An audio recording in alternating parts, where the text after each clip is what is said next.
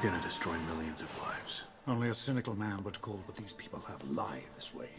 Crime, despair. This is not how man was supposed to live.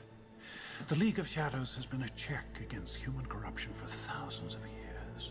We sacked Rome, loaded trade ships with plague rats, burned London to the ground. Every time a civilization reaches the pinnacle of its decadence, we return to restore the balance. Gotham isn't beyond saving.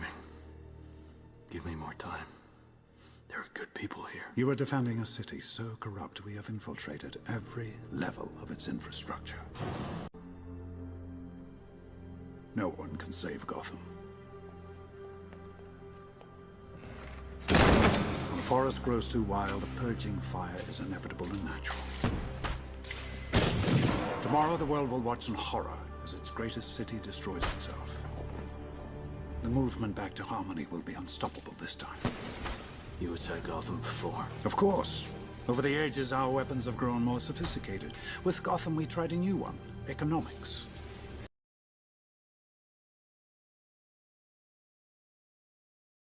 Over the ages, our weapons have grown more sophisticated. With Gotham, we tried a new one: economics.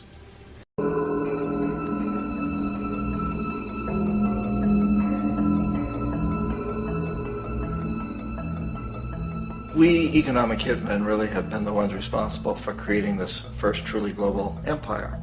And we work many different ways.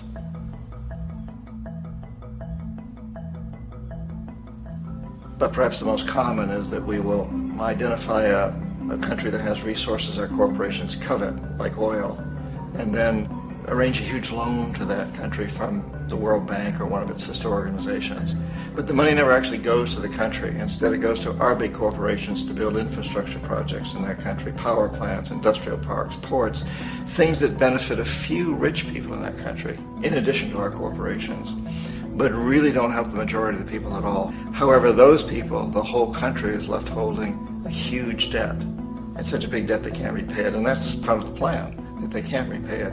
And so at some point, we economic hitmen go back to them and say, listen, you owe us a lot of money, can't pay your debt, so sell your oil real cheap to our oil companies. Allow us to build a military base in your country, or send troops in support of ours to someplace in the world like Iraq, or vote with us on the next UN vote.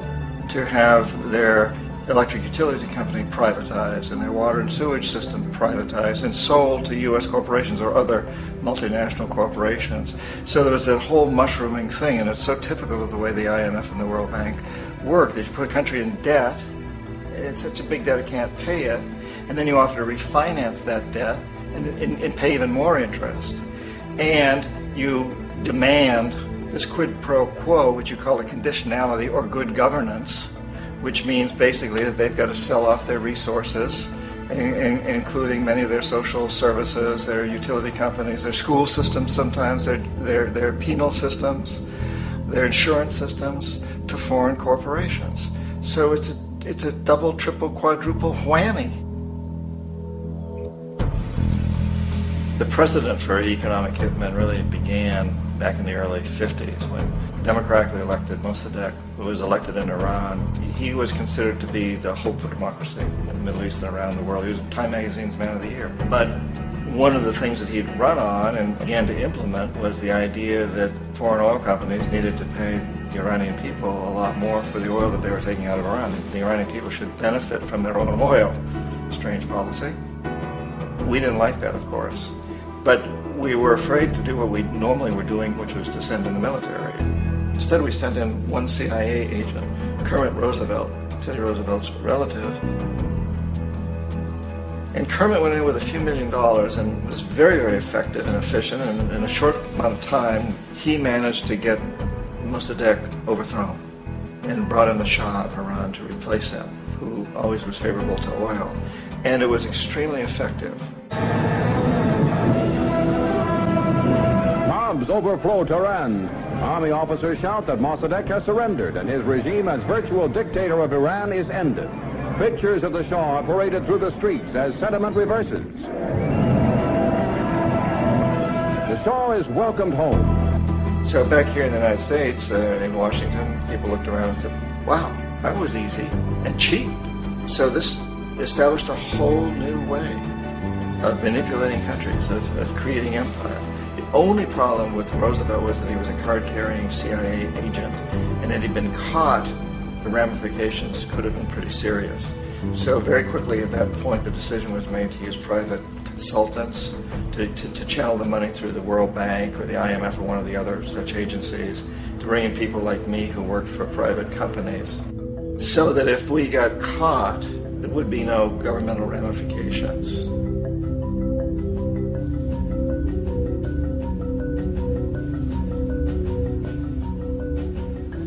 When Arbenz became president of Guatemala, the country was very much under the thumbs of United Fruit Company, the big international corporations. And Arbenz ran on this ticket that says, you know, we want to get the land back to the people. And once he took power, he was implementing policies that would do exactly that, give the land rights back to the people. United Fruit didn't like that very much. And so they hired a public relations firm, launched a huge campaign in the United States to convince the United States, the people, the citizens of the United States, and the press of the United States, and the Congress of the United States, that Arbenz was a Soviet puppet, and that if we allowed him to stay in power, the Soviets would have a foothold in this hemisphere. And that at that point in time was a huge fear on everybody's mind, the Red Terror, the Communist terror. And so, to make a long story short, out of this public relations campaign came a commitment on the part of the CIA and the military to take this man out. And in fact, we did. We sent in planes, we sent in soldiers, we sent in jackals, we sent everything in to take him out, and did take him out. And as soon as he was removed from office, the new guy that took over after him basically reinstated everything to the big international corporations, including United Fruit.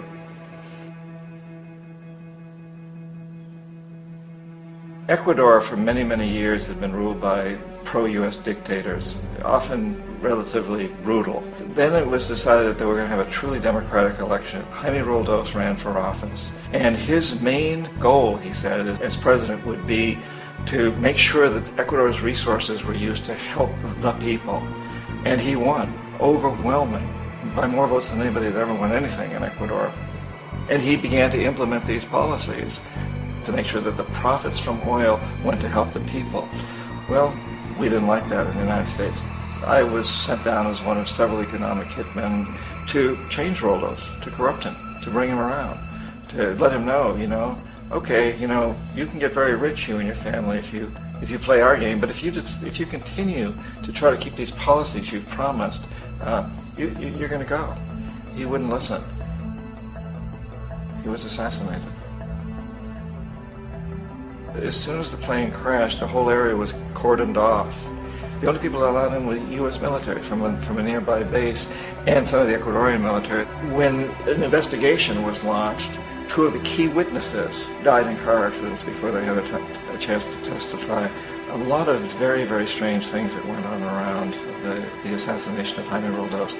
I, like most people who've really looked at this case, have absolutely no doubt that it was an assassination. And of course, in my position as an economic hitman, I was always expecting something to happen to Jaime, whether it be a coup or assassination, I wasn't sure, but that he would be taken down because he was not being corrupted. He would not allow himself to be corrupted the way we wanted to corrupt him. Omar Torrijos, president of Panama, was, you know, one of my favorite people. I really, really liked him. He was very charismatic. He was a guy who really wanted to help his country. And when I tried to bribe him or corrupt him, he said, look, John, he called me Juanito. He said, look, Juanito, I don't need the money. What I really need is for my country to be treated fairly. I need for the United States to repay the debts that you owe my people for all the destruction you've done here. I need to be in a position where I can help other Latin American countries win their independence and be free of this terrible presence from the north that you people are exploiting us so badly. I need to have the Panama Canal back in the hands of the Panamanian people. That's what I want. And so, leave me alone. Don't try to bribe me. It was 1981, and in May, Jaime Roldos was assassinated. And Omar was very aware of this. Torrijos got his family together and he said, I'm probably next, but it's okay because I've done what I came here to do. I've renegotiated the canal. The canal will now be in our hands. He just finished negotiating the treaty with Jimmy Carter. In June of that same year, just a couple of months later, he also went down in an airplane crash, which there's no question was executed by CIA-sponsored jackals. Tremendous amount of evidence that one of Torrijos' security guards handed him at the last moment as he was getting on the plane a tape recorder, a small tape recorder that contained a bomb.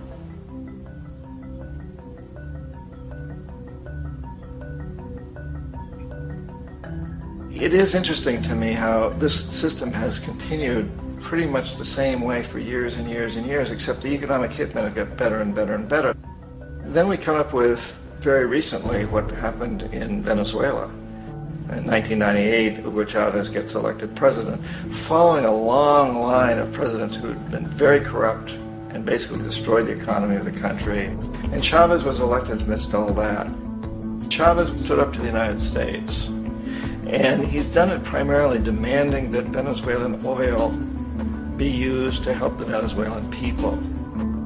Well, we didn't like that in the United States.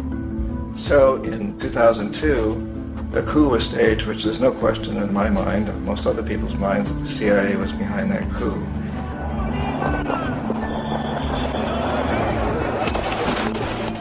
The way that that coup was fomented was very reflective of what Kermit Roosevelt had done in Iran, of paying people to go out into the streets, to riot, to protest, to say this Chavez is very unpopular.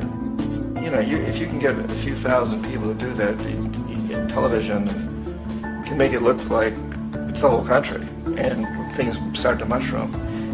Except in the case of Chavez, he was smart enough, and the people were so strongly behind him that they overcame it, which was a phenomenal moment in the history of Latin America.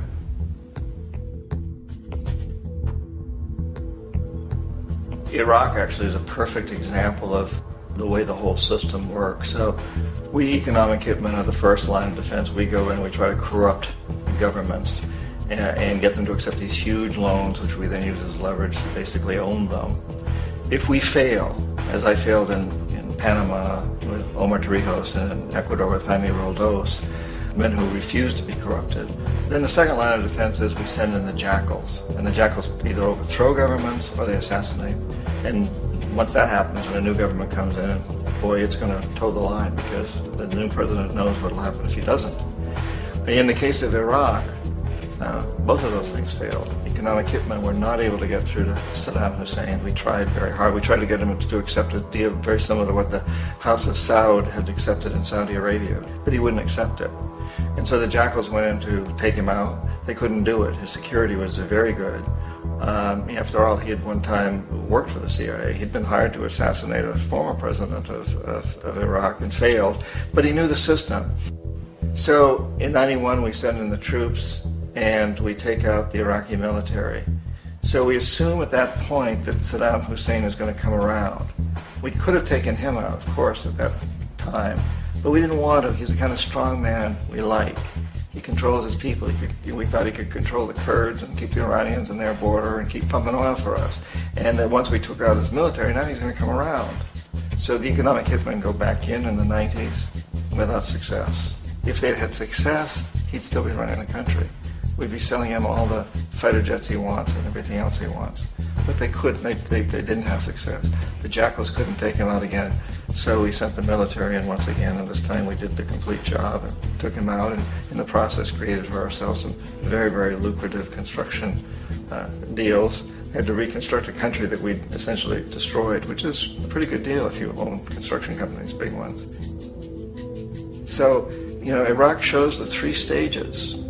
The economic hitmen failed there, the jackals failed there, and as a final measure, the military goes in. And in that way, we've really created an empire, but we've done it very, very subtly.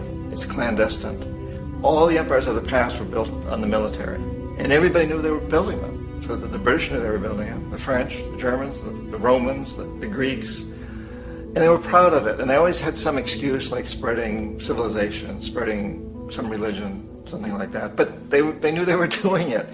We don't. The majority of the people in the United States have no idea that we're living off the benefits of a clandestine empire, that today there's more slavery in the world than ever before. And then you have to ask yourself, well, if it's an empire, then who's the emperor? Obviously, our presidents of the United States are not emperors. An emperor is someone who's not elected, doesn't serve a limited term, and doesn't report to anyone, essentially. So you can't classify our presidents that way. But we do have what I consider to be the equivalent of the emperor, and it's what I call the corporatocracy. The corporatocracy is this group of individuals who run our biggest corporations, and they really act as the emperor of this empire. They control our media, either through direct ownership or advertising. They control most of our politicians because they finance their campaigns, either through their corporations or through personal contributions that come out of the corporations. They're not elected, they don't serve a limited term, they don't report to anybody. And at the very top of the corporatocracy, you really can't tell whether a person's working for a private corporation or the government because they're always moving back and forth. So, you've got a guy who one moment is the president of a big construction company like Halliburton, and the next moment he's vice president of the United States, or the president who is in the oil business. And this is true whether you've got Democrats or Republicans in the office. You have to moving back and forth through the revolving door. And in a way, our government is invisible a lot of the time, and its policies are carried out by our corporations on one level or another. And then again, the policies of the government are basically forged by the corporatocracy and then presented to the government. They become government policies. So it's an incredibly cozy relationship. This isn't a conspiracy theory type of thing. These people don't have to get together and plot to do things. They all basically work under one primary assumption, and that is that they must maximize profits regardless of the social and environmental costs.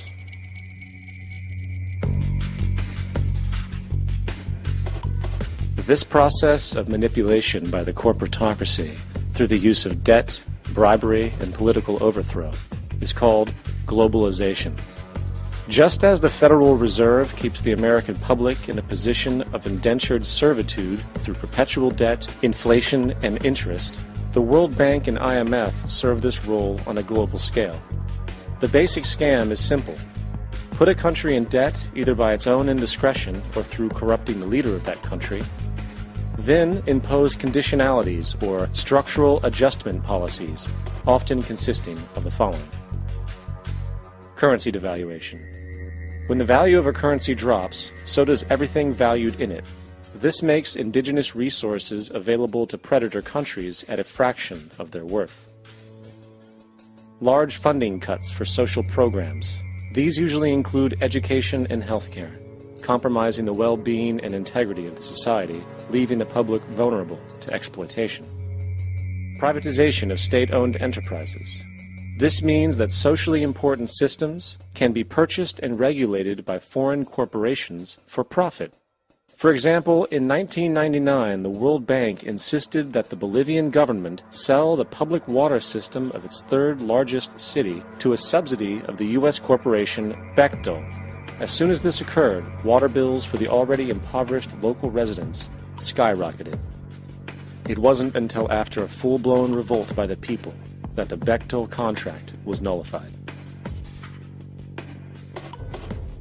Then there is trade liberalization, or the opening up of the economy through removing any restrictions on foreign trade. This allows for a number of abusive economic manifestations, such as transnational corporations bringing in their own mass-produced products, undercutting the indigenous production and ruining local economies. An example is Jamaica, which, after accepting loans and conditionalities from the World Bank, lost its largest cash crop markets due to competition with Western imports. Today, countless farmers are out of work, for they are unable to compete with the large corporations. Another variation is the creation of numerous seemingly unnoticed, unregulated, inhumane sweatshop factories, which take advantage of the imposed economic hardship. Additionally, due to production deregulation, environmental destruction is perpetual, as a country's resources are often exploited by the indifferent corporations while outputting large amounts of deliberate pollution. The largest environmental lawsuit in the history of the world today is being brought on behalf of 30,000 Ecuadorian Amazonian people against Texaco, which is now owned by Chevron, so today it's against Chevron, but for activities conducted by Texaco. Estimated to be more than 18 times what the Exxon Valdez dumped into the coast of Alaska.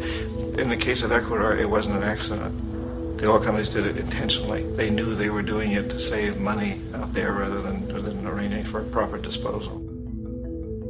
Furthermore, a cursory glance at the performance record of the World Bank reveals that the institution, which publicly claims to help poor countries develop and alleviate poverty, has done nothing but increase poverty and the wealth gap, while corporate profits soar. In 1960, the income gap between the fifth of the world's people in the richest countries versus the fifth in the poorest countries was 30 to 1. By 1998, it was 74 to 1. While global GNP rose 40% between 1970 and 1985, those in poverty actually increased by 17%. While from 1985 to 2000, those living on less than $1 a day increased by 18%. Even the Joint Economic Committee of the U.S. Congress admitted that there is a mere 40% success rate of all World Bank projects. In the late 1960s, the World Bank intervened in Ecuador with large loans.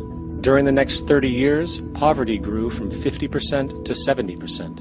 Under or unemployment grew from 15 to 70%. Public debt increased from $240 million to $16 billion, while the share of resources allocated to the poor went from 20% to 6%. In fact, by the year 2000, 50% of Ecuador's national budget had to be allocated for paying its debts. It is important to understand the World Bank is, in fact, a U.S. bank, supporting U.S. interests. For the United States holds veto power over decisions, as it is the largest provider of capital. And where did it get this money? You guessed it. It made it out of thin air through the fractional reserve banking system. Of the world's top 100 economies, as based on annual GDP, 51 are corporations, and 47 of that 51 are U.S.-based. Walmart, General Motors, and Exxon are more economically powerful than Saudi Arabia, Poland, Norway, South Africa, Finland, Indonesia, and many others. And, as protective trade barriers are broken down, currencies tossed together and manipulated in floating markets, and state economies overturned in favor of open competition and global capitalism, the empire expands. You get up on your little 21-inch screen and howl about America and democracy. There is no America. There is no democracy. There is only IBM and ITT and AT&T and DuPont, Dow, Union Carbide, and Exxon. Those are the nations of the world today. What do you think the Russians talk about in their councils of state? Karl Marx? They get out their linear programming charts, statistical decision theories, Minimax solutions, and compute the price-cost probabilities of their transactions and investments, just like we do. We no longer live in a world of nations and ideologies, Mr. Beale. The world is a college of corporations, inexorably determined by the immutable bylaws of business. The world is a business, Mr. Beale.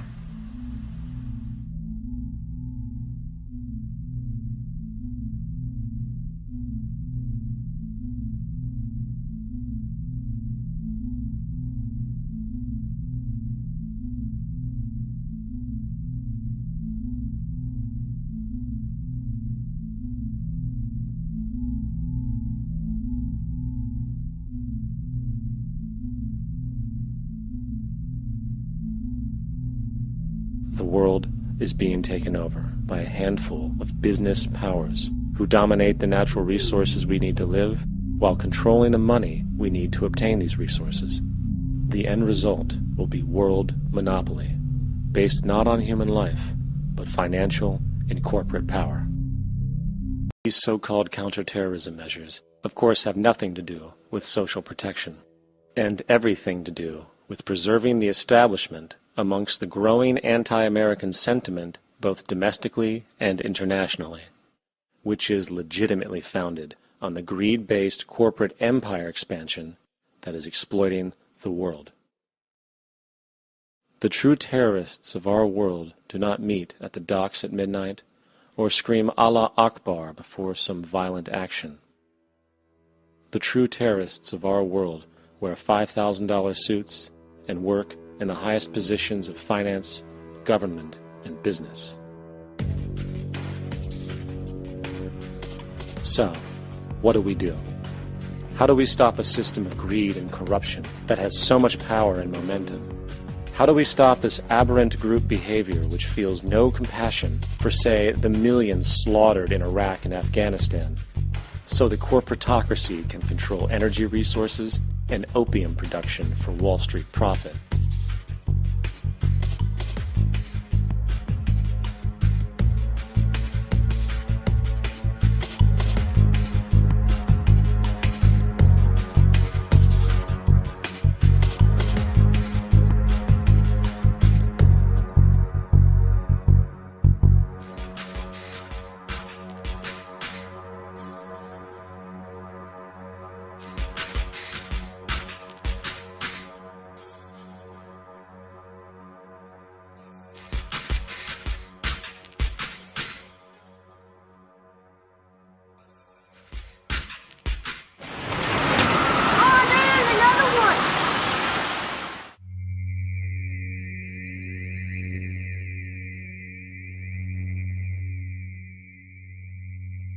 How do we stop a system of greed and corruption that condemns poor populations to sweatshop slavery for the benefit of Madison Avenue? Or that engineers false flag terror attacks for the sake of manipulation? Or that generates built-in modes of social operation which are inherently exploitative?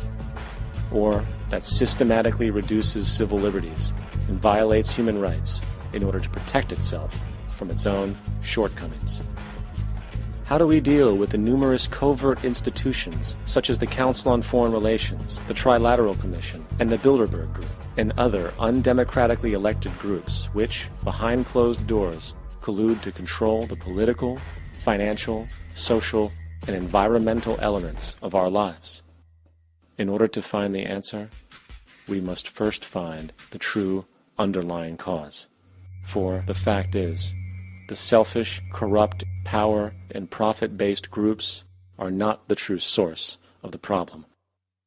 They are symptoms.